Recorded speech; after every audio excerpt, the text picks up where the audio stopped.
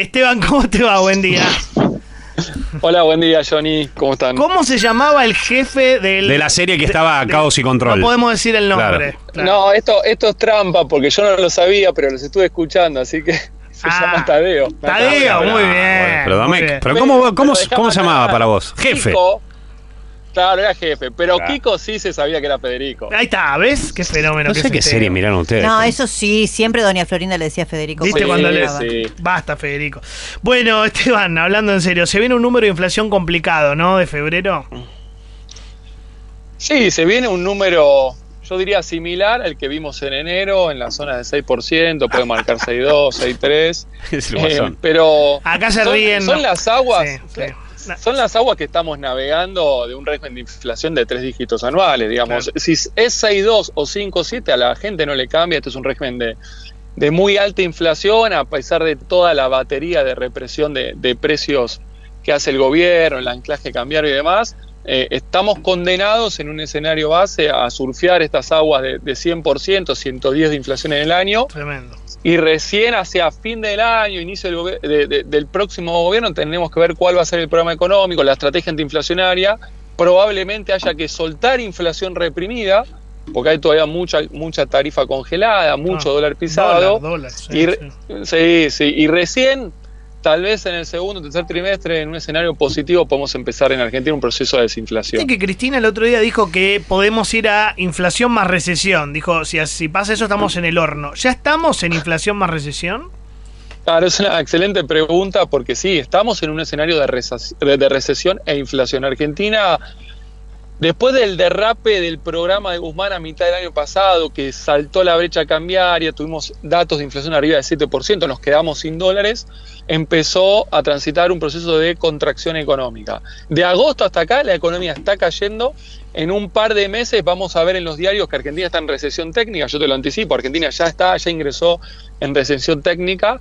Ahora vamos a transitar el impacto de la sequía, que impacta de manera directa en toda la actividad económica en el segundo trimestre, con lo cual yo no creo que Argentina salga de recesión en todo el recorrido de este año, y esta recesión viene acompañada de esta inflación que estábamos mencionando de 3 dígitos, así que ya estamos en ese tan temido escenario. Una pregunta, ¿cuál es la diferencia entre una recesión técnica y una recesión convencional? No, la recesión, técnicamente hablando, es cuando vos acumulás 2 trimestres de caída consecutiva del PBI. O sea, 6 meses. Se mide en promedio de trimestre. Vos, el cuarto trimestre del año pasado te da negativo contra el tercero, el primer trimestre de este año te va a dar negativo contra el cuarto del año pasado. Entonces vos ya acumulás 2 trimestres caídos. El tercer trimestre de acumulación va a ser el segundo de este año, que va de abril a junio, por el impacto de la sequía. Y te digo, hay muy poco margen macroeconómico para que esto pegue la vuelta. Al contrario, quiero ver qué pasa en el frente cambiario, con las reservas, con la inflación, con las importaciones, producto también del agravante de la sequía, porque va a ser difícil que Argentina pueda salir del cuadro recesivo. ¿Y qué pasa con los salarios? Porque hoy vamos a conocer el índice de inflación. ¿Cuánto han perdido en poder adquisitivo? Vamos a tener sobre el 100 seguramente. ¿Y cómo se negocia? Pues estamos en plena etapa de paritaria y todos los días estamos dando cuenta de cuánto ha perdido el salario en dólares en la Argentina, pero la recomposición de salarios en el contexto de inflación, ¿cómo se hace? Bien, en primer lugar, poner sobre la mesa cuánto hemos perdido.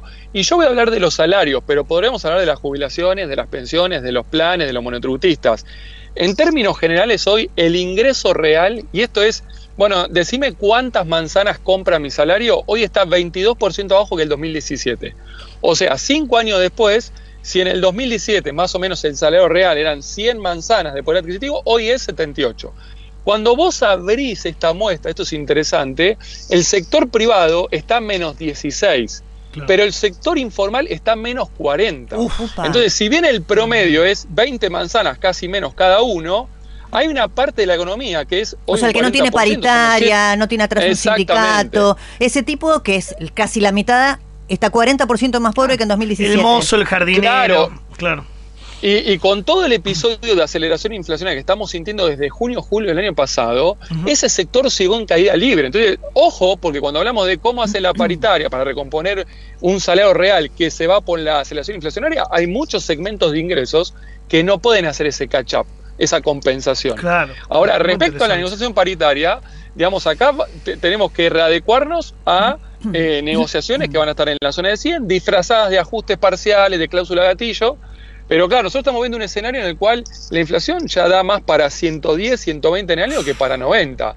Entonces ahí va a haber que dejar las paritarias con algún esquema, y es lo que se está negociando, de aperturas transitorias para poder hacer la compensación ante una eventual inflación que no cede. Muchas más alternativas no hay. Y por el lado de las jubilaciones, de las pensiones, los planes, mecanismos de bonos compensatorios para tratar de minimizar la caída en el salario real. Yo veo, con esta inflación de 100, no hay ninguna posibilidad que los argentinos podamos tener una mejora en el bolsillo.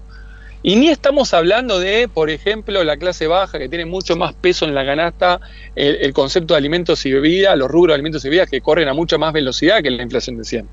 Entonces es muy difícil y muy poco probable que este año podamos tener una recomposición del salario real, lamentablemente. Gracias, Esteban, un lujo como siempre charlar contigo. Gracias a ustedes, gran abrazo. Esteban Domecq, economista, el director de la consultora Invex, qué bien que explica,